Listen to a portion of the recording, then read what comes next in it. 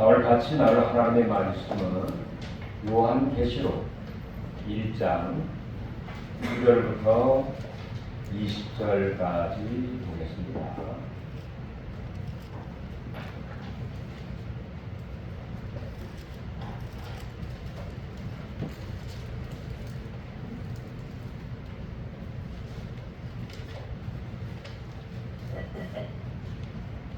다 같이 합독하시죠. 나 요한은 너희 형제요 예수의 환난과 나라와 삼음에 동참하는 자라.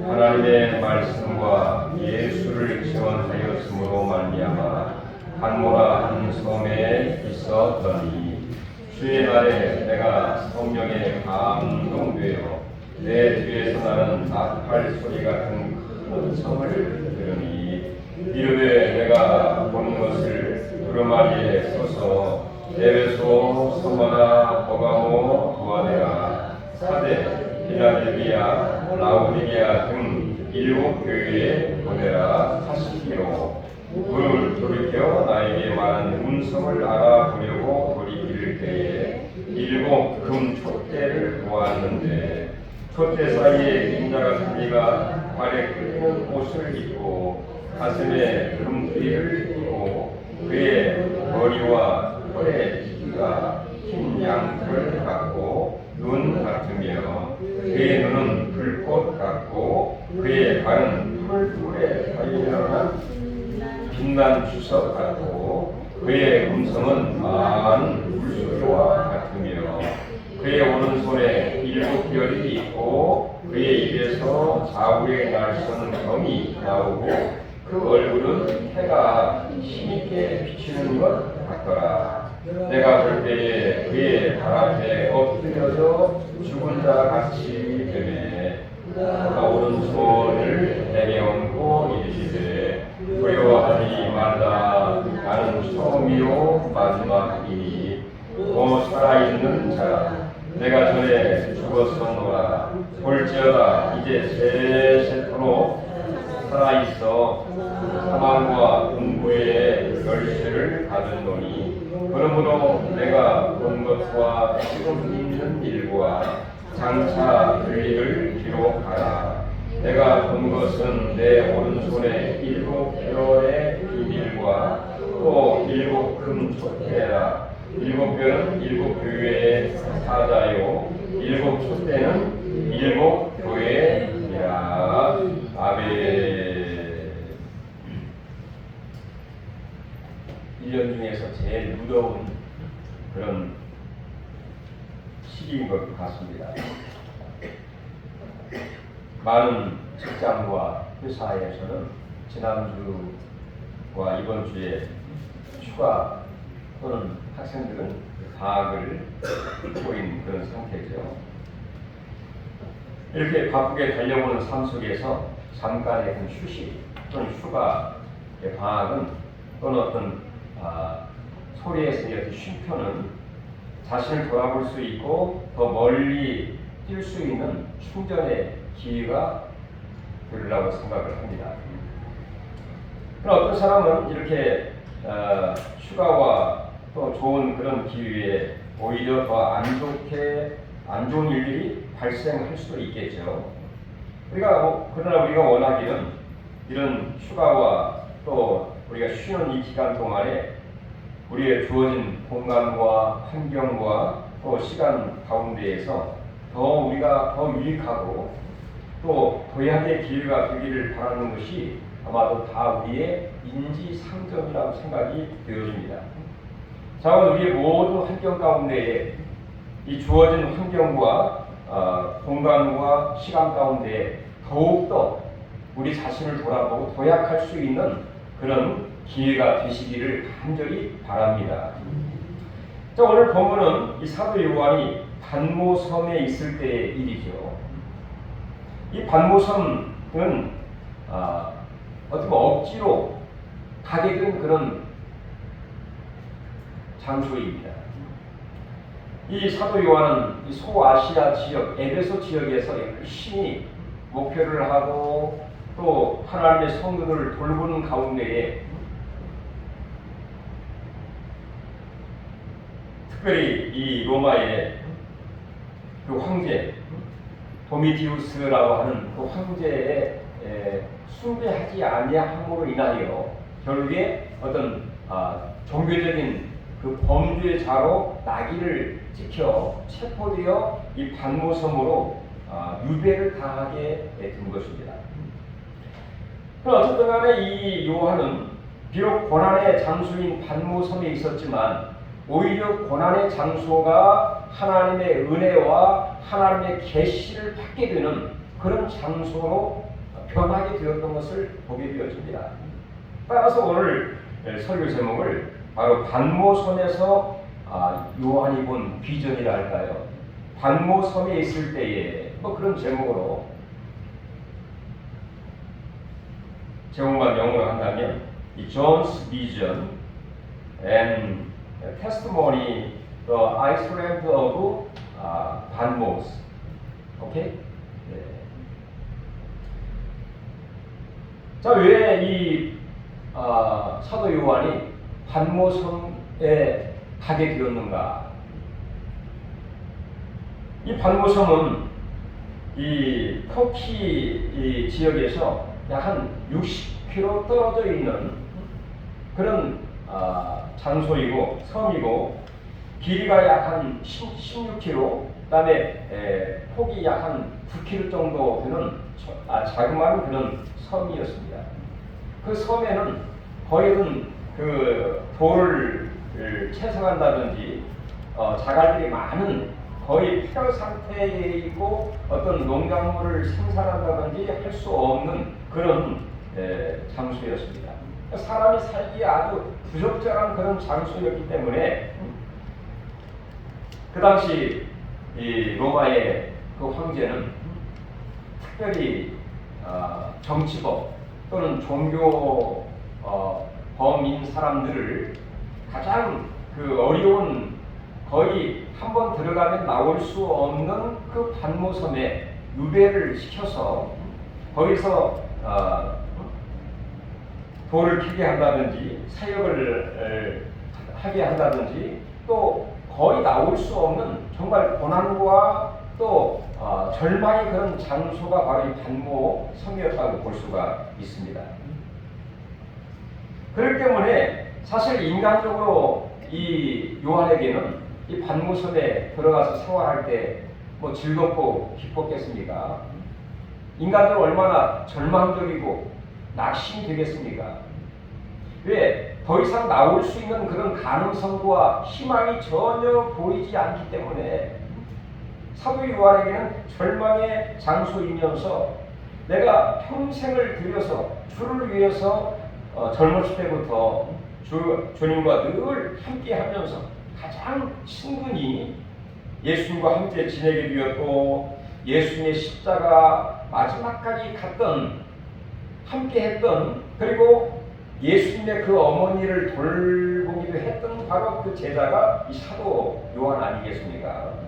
그런데 이렇게 예수님과 친근히 지내고 또 예수님을 끝까지 동행했던 함께했던 그 사도 요한 그리고 여기까지 바로 교회를 돌보고 또 복음을 전했던 이 사도 요한에게 정말 남은 것은 절망이고 낙심이고 또 정말 어떻게 빠져나갈 수 없는 사면 추구와의 그런 훈련 가운데 있었기 때문에 당연히 하나님을 원망할 수도 있고 또 좌절할 수도 있는 그런 상황이라는 것이죠.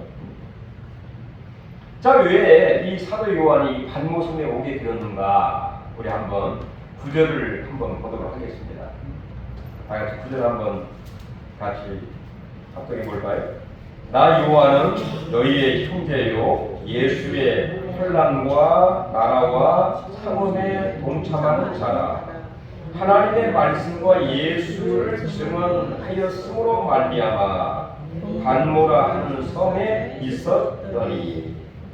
그러니까 이 사도 요한이 반모섬에 온 것은 우리가 뭐 유머스럽게 얘기할 때 뭐 피서를 즐기기 위해서 또는 쉬기 위해서 간 것도 아닌 바로 하나님의 나라와 그 다음에 예수의 전한 복음과 부활과 말씀을 전하였기 때문에 결국에는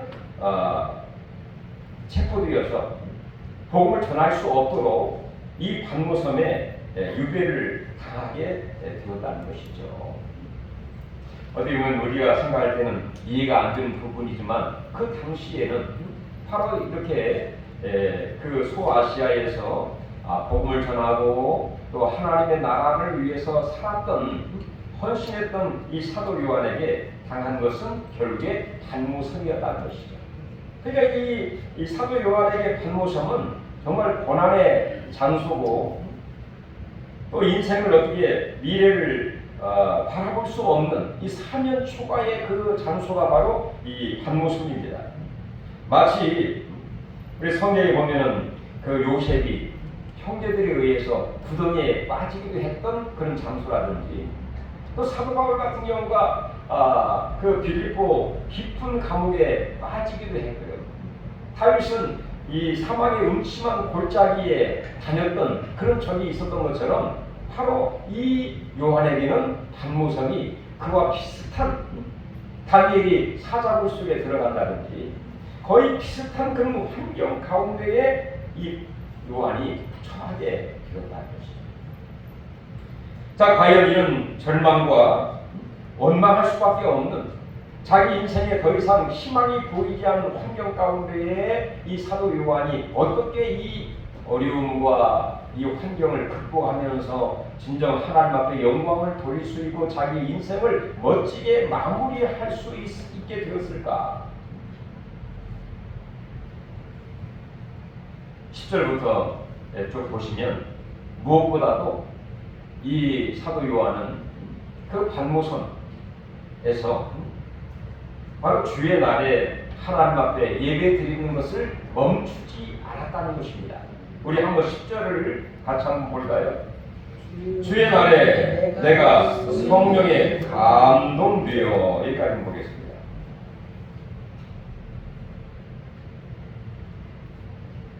어떻게 보면은 이 사도 요한에게는 모든 걸 다 잃어버렸죠. 그것도 연세가 80 넘어 거의 90이 가까운 그런 그 연세에 이 반모섬에 거의 번져져 있는 그런 상태에 있었던 이 사도 요한이기 때문에 거의 절망 상태 아니겠습니까? 이제까지 평생 동안 하나님을 섬기고 주님과 함께했던 그 삶의 결과가 또 보상이 정말 반모섬일까 그런 생각을 가질 수 있지만 이 사도 요한의 정말 중요한 신앙이랄까요? 가장 소중한 그 신앙이라고 하면 바로 하나님을 예배하는 삶이었다는 것입니다. 할렐루야.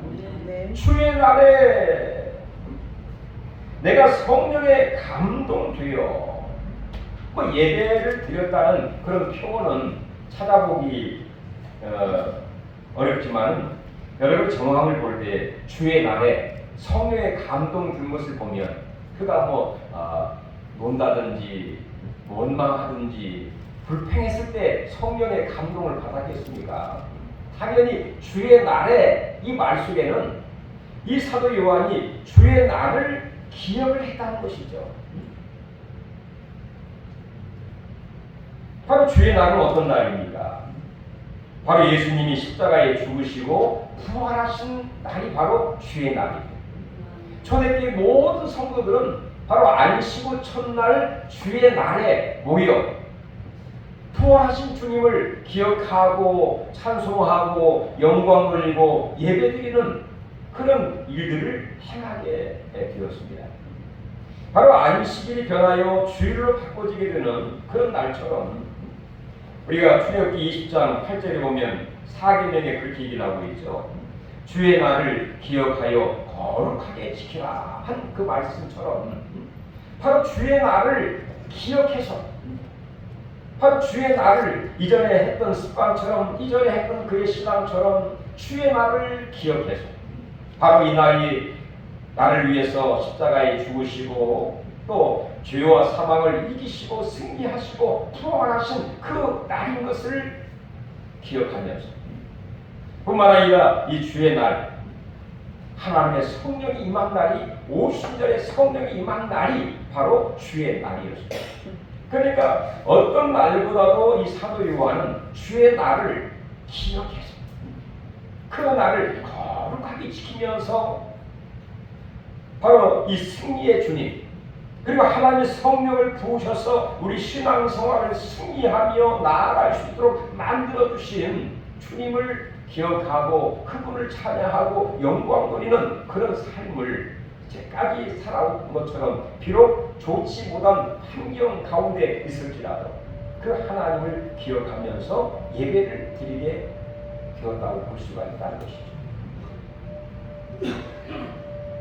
이 사도 요한의 모습을 보니까 욥이 생각이 납니다. 욥은 성경에 말하기를 그렇게 얘기하죠. 여호와의 종이요, 또 그는 온전하고 정직하고 하나님을 경외하고 악에서 떠난 자이고 동방에서 가장 훌륭한 자였더니, 이렇게 욥을 소개를 합니다. 우리가 잘 아는 것처럼 욥보다 환난을 당한 사람이 이 땅에 어디 있을까요? 모든 걸 다 잃어버리게 되었죠. 굳이 제가 다 열거하지 않더라도 여러분 잘 알고 있습니다. 모든 걸 다 잃어버렸어요. 자기 소유와 건강까지, 가정까지, 자녀들까지 할 것 없이 그의 이제까지 살아온 모든 것이 다 물거품이 되어버리는 그런 상황에 있게 되었을 때 그 욥의 처신을 보면 참 깜짝 놀라게 됩니다. 1장 20절에 보면 욥이 일어나 겉옷을 찢고 머리털을 밀고 땅에 엎드려 경배하여 이르되, 땅에 엎드려 경배하여 이르되, 하나님을 그 뒤에 보면은 경배하여 이르되, 욥이 이 모든 일을 인하여 여호와 이름을 찬송을 받으시옵소서 하고 욥이 이 모든 일에 범죄하지 아니하고 하나님을 원망하지 아니하였더라, 이렇게 성경은 증언하고 있죠. 그러니까 하나님을 원망하지도 않고 범죄하지도 않고 하나님을 찬송하면서 엎드려 경배하며 하나님을 찬송하고 있는 그 욥의 모습은 진정 믿음이 충만한 가운데에서 하나님을 예비하고 있는 그런 모습이라고 볼 수가 있습니다. 이와 마찬가지로 이 요한도 그렇다는 것이죠. 이런 절망 상태에서도 예배를 포기하지 않는, 예배를 버리지 않는, 잊지 않는 그런 믿음으로 하나님 앞에 나아가고 있는 그 요한의 모습을 볼 수가 있다는 것입니다.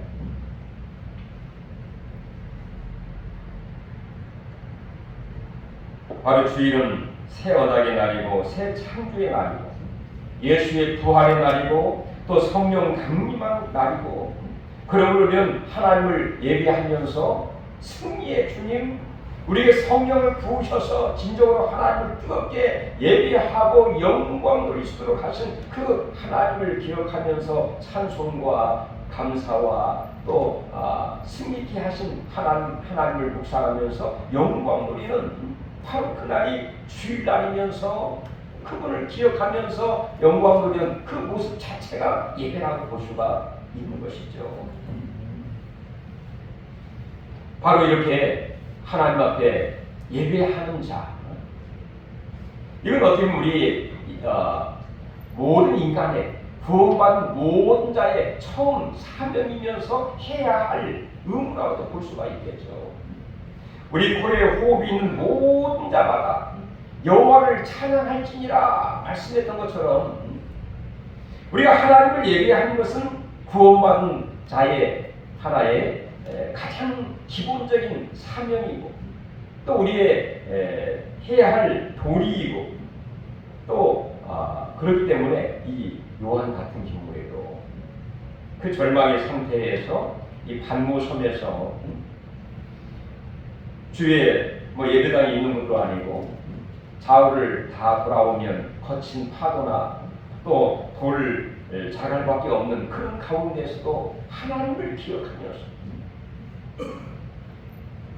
이 주의 날에 하나님을 예배하는, 한마디로 말해서 이 요한은 예배에 목숨을 걸고 있었다 이렇게 표현해도 과언이 아닌 것 같습니다. 대부분의 모든 성도들이 그렇지 않습니까? 나에게 많은 것들이 나에게 힘이 되고 또 능력이 되고 또 어느 때는 위로가 되기도 하지만 많은 분들이 고백을 합니다. 내가 하나님께 예배한 것이야말로 나에게 가장 큰 위로가 되고 또 내가 새 힘을 얻는 비결이고 하나님 복을 받는 비결입니다. 뭐 그런 고백을 저도 여러분들에게 듣기도 했고, 그럼 여러분의 또 우리 모두의 그런 고백이라고 생각이 드는데, 이렇게 요한이 그 반모섬에서 아무도 없는, 어느 의지할 수 없는 그런 가운데서도 위로 열려있는 그 하나님을 생각하면서, 주님을 생각하면서 바로 예배에 초점을 맞추고 예배를 포기하지 아니하고 하나님 앞에 영광을 누리는 그런 영광스러운 그 예배자로서의 삶을 살고 있는 요한의 삶이 우리의 삶인 줄로 믿습니다. 이렇게 예배할 때에 주님의 이름을 부르고 찬양하고 그분을 기억하고 묵상하고 영광 돌 때에 어떤 일이 일어나게 됩니까? 10절에 있는 것처럼 주의 날에 내가 예배할 때에, 즉 성령의 감동이에요. 성령의 감동을 받게 되었습니다. 하나님의 성령은 말씀을 통해서 우리에게 내려온다 주장을 하기도 합니다. 바로 하나님의 성령은 우리가 예배할 때에 주의 성령이 우리에게 임재하게 되어 있습니다.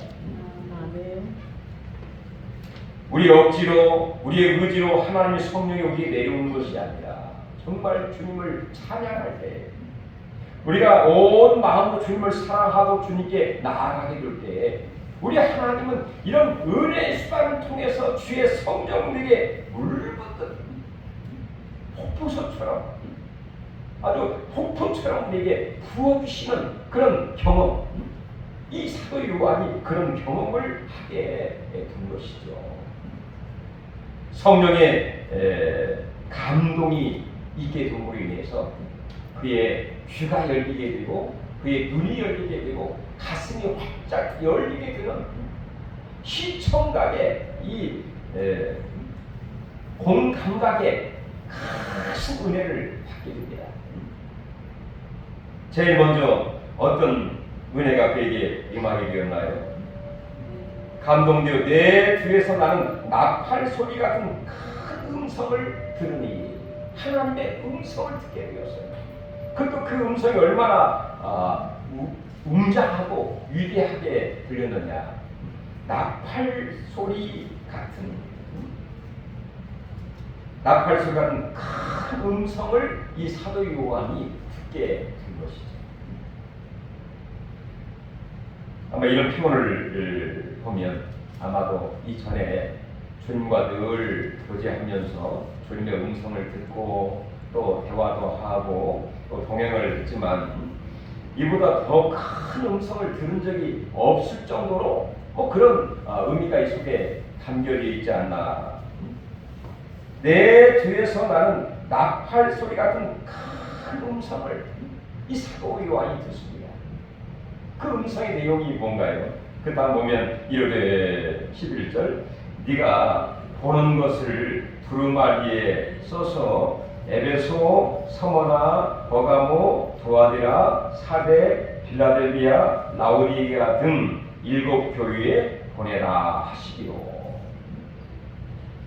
어디는 이 사도 요한은 하나님 앞에 예배할 때 어떤 마음과 간절한 소원이 있었을까? 이 소아시아 7 교회를 두루 다니면서 목회하고 또 돌보고 있는 가운데 있었기 때문에 반모섬에 들어가면서 이 요한의 마음속에 가장 마음속에 아프고 저린 그런 게 있었다고 하면 아마도 남겨놓고 간 7교회가 마음에 걸렸을 것입니다. 하나님, 내가 이제 단모습에 들어가면 더 이상 나올 수 있을지 모르겠는데 7교회를 어떻게 해야 되겠습니까? 하나님, 주님이 책임을 져주시되 다만 좋은 방법을 통해서 이 소아시아 7교회를 하나님 돌봐주시고 지켜주시고 영광을 받으시고 또 하나님께서 다양한 다른 하나님의 사람을 보내셔서 더 은혜롭게 성령 충만하게 더 부흥되는 그런 은혜가 있기를 간절한 그런 마음이 이 사도 요한의 마음속에 없었겠습니까? 그러니까 그 마음을 가지고 이 소원과 간절한 그런 마음을 가지고 아마 주의 날에 예배를 드리지 않았을까. 그 마음을 하나님이 받으시고요. 그 응답으로 말씀을 하신다고 볼 수가 있습니다. 네가 그렇게 걱정하느냐? 네가 보는 것을 써서 기록을 해서 이 아시아의 7교회에 보내도록 해라. 당장 목회자가 없고 말씀을 전할 사람이 없고 너는 지금 반모섬에 있기 때문에 몸은 떨어져 있지만 기록을 해서 네가 본 일과 지금 있는 일을 기록을 해서 그 다음 보면 장차 될 일까지 기록을 해서 이 소아시아 7교회에 편지를 하게 되면 어떻게 되겠습니까? 이 은혜를 듣고 그다음에 이 반모섬에서 체험했던 이 놀라운 일, 하나님의 이 비전, 살아계신 주님, 하나님의 그 영광을 낱낱이 다 기록을 해서 이 아시아의 7교회에 편지를 하면 그 편지를 받은 7교회 성도들이 반응이 어떻겠습니까? 야, 우리 사도 요한님 이제 영영이 못 볼 줄 알았는데 이렇게 편지까지 보내시다니. 그리고 그 편지를 보니까 이 주의 날을 잘 지키면서 예배드리고 또 주님의 놀라운 환상을 보기도 하고 그리고 그 뒤에 이제 나오겠습니다만 주님의 놀라운 영광을 보기도 하고 미래를 다 하나님이 주의 천사를 통해서 다 보여주시고 장차 되어질 그 미래에 대해서 들음으로써 이전에 상상할 수 없는 더 큰 은혜와 감격과 능력을 경험할 수 있는 그런 기회가 되기도 하겠죠. 자, 이렇게 주의 날에 성령의 큰 감동을 통하여 그의 귀를 열어주시고 나팔 소리 같은 큰 음성을 듣고 네가 본 것을 기록하여 아시아 7교회에 전하라. 그 다음에 또 어떤 은혜가 있었습니까? 12절 보면 자, 몸을 돌이켜 나에게 말한 음성을 알아보려고 돌이킬 때에 7 금 촛대를 보았는데 촛대 사이에 인자 같은 이가 발에 끌리는 옷을 입고 가슴에 금띠를 띠고 등등등. 자, 그 음성이 뒤에서 들려서 이게 무슨 소리인가 하고 뒤를 돌아보게 된 것이죠. 뒤를 돌아보는 순간에 7별을 붙잡으시고 7 촛대 사이로 거니시는 주님을 보게 된 것입니다. 이 비밀은 그 뒤에 해석을 나오는데 7별은 바로 그 교회의 사자, 즉 교회의 하나님의 일꾼, 하나님의 종들을 말하고 있는 것이죠.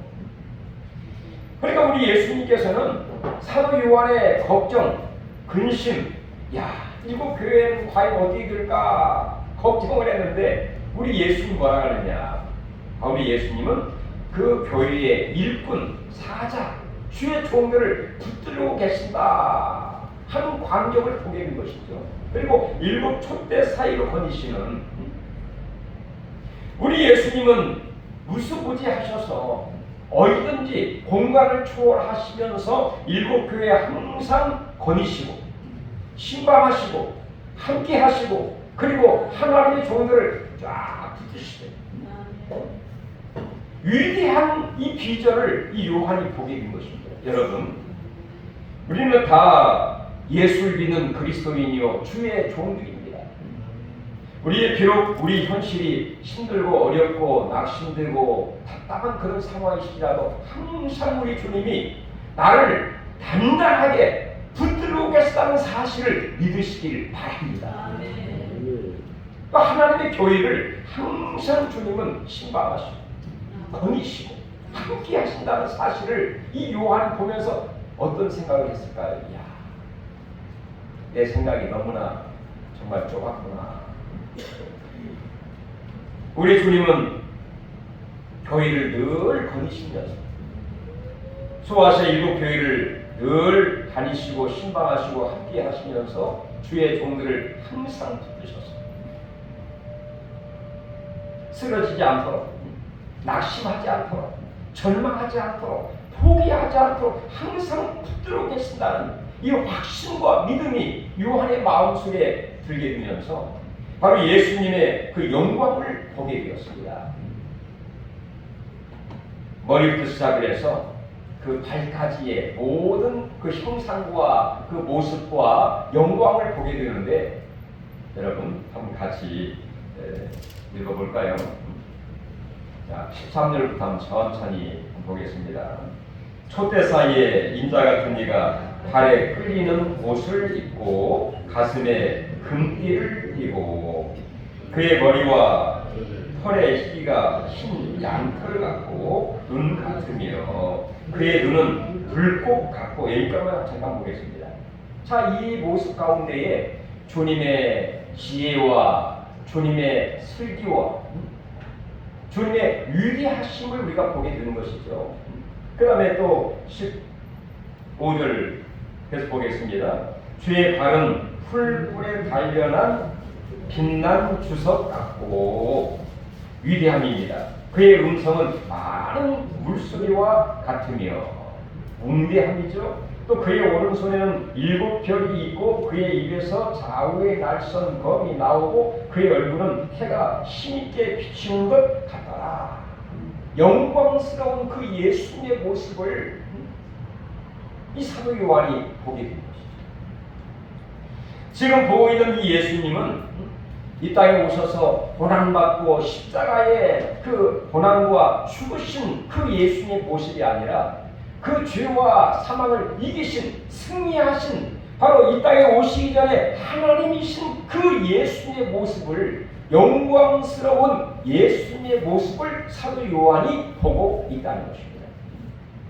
이 영광스러운 예수님의 모습을 보면서 사도 요한의 마음속에 이루 말할 수 없는 위로와 용기와 소망과 확신과 감사와 감격이 충만했겠죠. 내가 비록 이 반모섬에 있지만 우리 예수님은 지금도 일하고 계시는구나. 아시아의 그 모든 7교회뿐만 아니라 더 나아가서는 장차되어질 일 가운데에 전 세계에 있는 모든 성도들과 마지막까지 주를 믿고 따르는 성도들에게 행하시는 그 모든 일들을 주님은 하고 계시다는 이 위대한 진리와 확신과 소망을 사도 요한이 체험을 하게 된 것이죠. 그러면서 사도 요한의 마음속에 한 가지 더 큰 은혜가 보이다. 비록 노년의 나이였지만 80이 넘어 거의 90에 가까운 그런 노부의 몸이었지만 그 사도 요한에게 이전에 생각했던 것보다 이전에 주에게 쓰임받던 것 그 이상의 엄청난 하나님의 계획과 목적과 사명을 깨닫게 되는 할렐루야. 나이가 80이 넘어 90세에 그리고 그 장소도 좋은 장소 뭐 대궐 그거 아닙니다. 반모섬 아무도 주를 기억할 수 없는 그 단모섬, 고난의 장소, 유배의 장소, 그 장소에서 이전에 평생 동안 주를 위해서 살았고 주의 나라를 위해서 살아왔지만 이보다 더 큰 영광과 하나님의 계시를 경험하지 못하였습니다. 그런데 비록 반모섬에 있지만 우리 하나님은 이 반모섬에 있는 요한에게 비록 연세가 많고 반모섬이고 또 이제까지 주를 위해 살아왔다고 했지만 더 큰 비전과 사명과 인생의 목적을 이 요한에게 주어서 결국에 요한 계시록을 쓰게 하시고 자기 주어진 그 남은 인생 동안 자기가 본 주의 영광을 위해서 살아갈 수 있도록 그리고 내가 본 일과 이게 요한계시록 1장의 내용이죠. 예수님을 보고 듣고 그 다음에 현재 있는 일과 이것은 일곱 교회에 하신 그 모든 말씀들입니다. 그다음 4장부터 마지막까지는 장차 되어질 일을 네가 기억을 해서 이 아시아에 있는 일곱 교회에 편지를 하라. 그래서 요한계시록을 이 사도 요한이 기록을 하게 돼요. 이 요한 아시아에 있는 일곱 교회에 그 편지를 했지만 결국에는 우리 모두에게 오고 오는 세대에 마지막 주님이 오실 때까지를 완벽하게 준비할 수 있도록 우리에게 주시는 하나님의 메시지와 이 엄청난 영감 있는 이 책인 요한계시록을 써서 바로 저와 여러분에게까지 주시는 이 귀한 사명을 이 요한이 잘 감당하게 되었다는 것이죠. 바로 풍년 동화에 있었던 아시아의 그 일곱 교회, 고난 받고 있었던 그 반모섬에 있었던 이 사도 요한. 그렇지만 하나님은 놀라운 은혜 가운데 비록 반모섬에 갔지만 그 인도하심이 바로 고난을 주기 위해서 그에게 절망을 주기 위해서 반모섬으로 간 것이 아니라 오히려 반모섬이 이 요한에게 은혜의 장소가 되었고 위대한 미래를 준비하는 장소가 되었고 더 하나님 앞에 크게 쓰임을 받을 뿐만 아니라 오고 오는 세대에 선한 믿음의 계시에 영향을 끼칠 수 있는 위대한 그 하나님의 계획과 섭리가 요한을 통해 다 이루어지게 되었다고 하는 것입니다. 우리가 살다 보면 이 반모섬 같은 어려움과 고난을 겪을 때도 있습니다. 나는 왜 이렇게 고난을 받나 그런 생각을 할 수 있습니다. 그러나 우리 하나님은 요한을 버리지 않은 것처럼 우리를 결코 버리지 않습니다. 우리를 통해서 영광을 받기를 원하십니다. 하나님이 우리를 부르신 목적, 하나님의 섭리가 우리를 통해 다 이루어지기를 진정으로 주의 이름으로 축원해 드립니다. 하나님 감사드립니다. 사도 요한을 반모섬에 기록했지만 주님이 예배를 포기하지 아니하고 주의 이름을 기억하고 온 마음을 모두어서 기도로 주께 나아갈 때 성령의 큰 감동을 통하여 귀가 열리고 눈이 열리고 가슴이 열려 두려운 마음에 평안을 주시고 또 위대한